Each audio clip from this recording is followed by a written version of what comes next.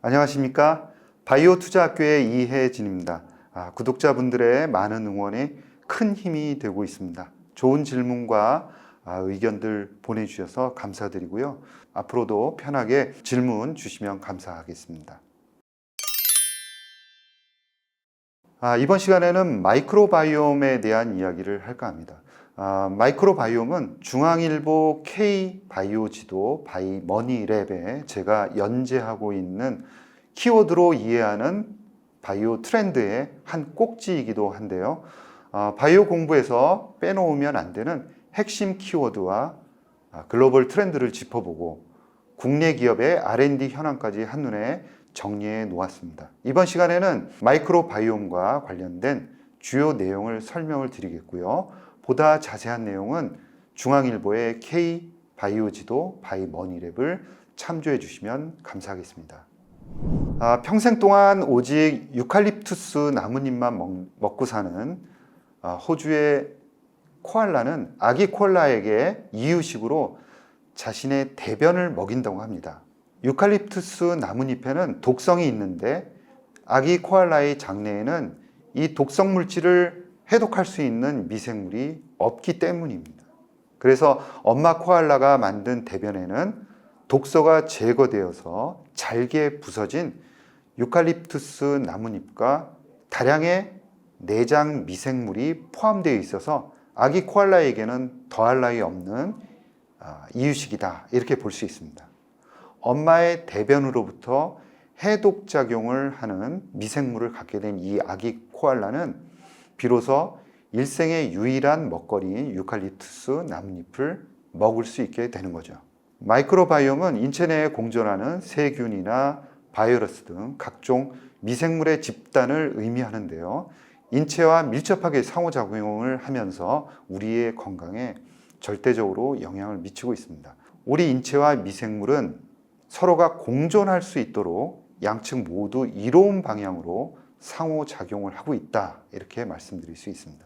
우리 인체는 210여 종류의 세포와 2만 3천여 종류의 유전자 그리고 수십조 개의 세포로 이루어져 있습니다. 그런데 마이크로바이옴, 우리 몸속에 있는 미생물은 천여 종의, 특히 이 200만 개 이상의 유전자입니다. 그러니까 우리 몸이 가지고 있는 유전자 대비해서 거의 100배에 해당하는 유전자를 이 미생물들이 가지고 있는 거죠. 그리고 30조 개 이상의 미생물들이 생태계를 형성하면서 우리 몸에서 작용을 하고 있습니다. 그만큼 우리 인체의 미생물의 복합적인 상호작용은 이해하기 대단히 어렵다라는 뜻이기도 한 거죠.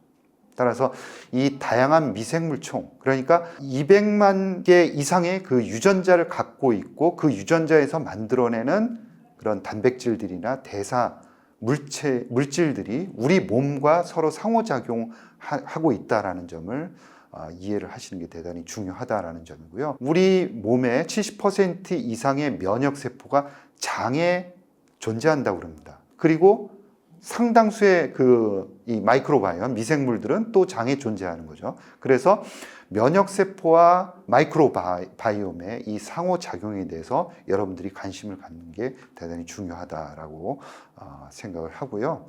이 마이크로바이옴에 대한 연구가 언제부터 활발하게 됐냐면은 2010년 이후입니다. 그것은 이유가 있는데요. 바로 제가 늘 강조하고 있는 그런 그 바이오의 기반 기술, NGS, 즉 차세대 염기서열 분석이 개발된 게 2010년 이후인 거죠.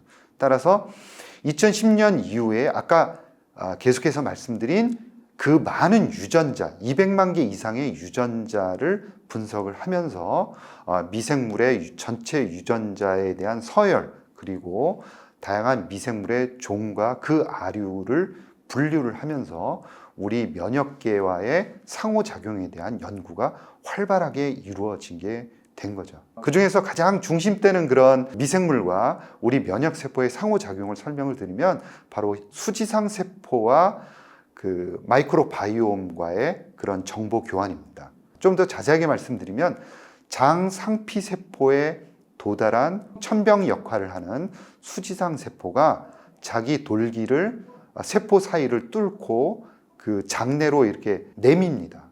장내로 이렇게 뻗으면은 그 장내에는 미생물들이 많이 살고 있죠. 그 이 미생물이 만든 다당류와 같은 대사산물을 그 돌기로 감지를 하게 되고, 이 감지한 그 미생물의 대사산물을 가지고, 그 정보를 가지고 우리 면역세포, T세포를 교육을 시키고 또 분할을 시키기도 합니다.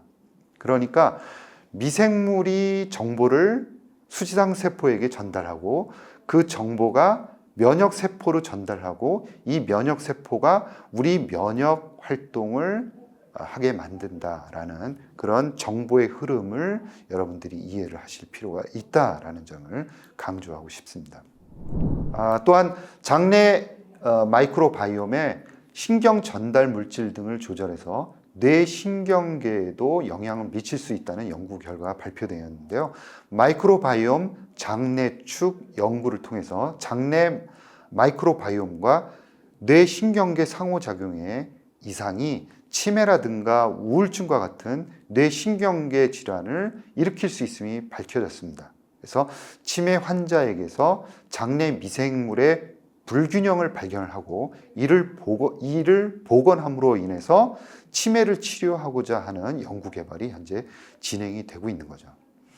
한국바이오협회에 따르면 글로벌 휴먼 마이크로바이옴 치료제 시장은 2027년 기준으로 해서 14억 6천만 달러 정도에 이를 것이다 라고 전망을 하고 있습니다. 아직까지는 초기 단계고요. 현재까지 분변 마이크로바이옴 치료제, 그 다음에 생균 마이크로바이옴 치료제, 이렇게 두 개가 FDA에서 승인이 되었습니다.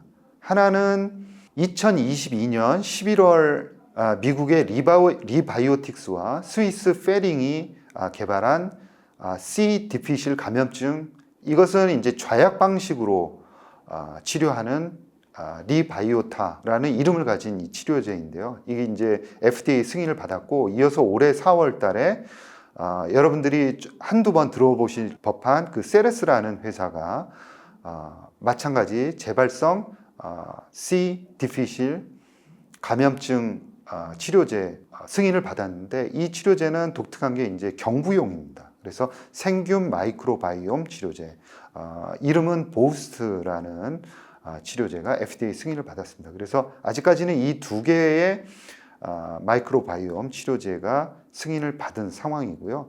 다만 문제가 있습니다. 뭐가 문제냐면, 허가된 이들 마이크로바이옴 치료제는 다양한 종의 미생물들로 이루어져 있어서 어떤 기전으로 치료 효과가 나타나는지 명확하게 그 기전이 밝혀지지 않았습니다.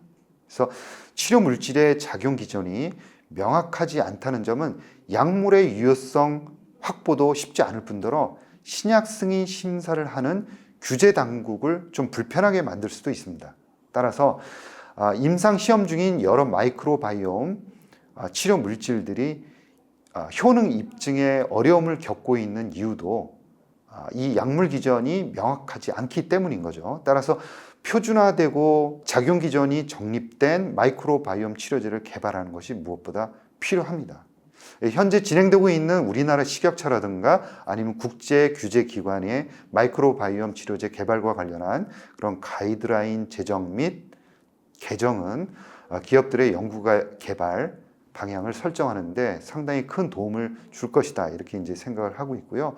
현재 국내 기업들의 마이크로바이옴을 이용한 연구 개발은 면역 세포 조절로 암이라든가 아니면 자가 면역 치료제를 개발하는데 집중을 하고 있습니다. 아직까지는 그 항암 치료제로 개발하는 경우에 항암 능력이 다소 떨어지는 그런 우려가 있기 때문에 항암 능력을 극대화시키기 위해서 기존에 상업화된 그런 그 항암 치료제들과 병용해서 치료제를 개발하고 있는 추세입니다. 국내 업체들의 경우를 보면 아직까지는 자금력이 상당히 부족한 상황이고요. 그 다음에 임상 경험도 부족하고, 그리고 상업화까지 가기 위해서는 대규모 자금이 또 필요할 수밖에는 없습니다. 중간에 이제 기술을 개발하다 기술 수출을 해야 될 필요성이 상당히 큰데요. 이렇게 기술 수출을 하기 위해서는 아까 말씀드린 대로 효능에 대한 명확한 기전을 정립해 둘 필요가 있다는 점을 명확히 말씀드릴 수 있습니다. 그래서 이 치료가 어떻게 암을 치료할 수 있는지에 대한 명확한 기전을 잘 정립해 가는지에 초점을 맞추고 투자를 하실 필요가 있다라는 말씀을 당부를 드리면서 이상 마이크로 바이옴 개발 현황에 대해서 여러분들께 말씀을 드렸는데요. 보다 자세한 내용에 대해서는 중앙일보 K바이오 지도 바이머니랩을 참조해 주시면 감사하겠습니다.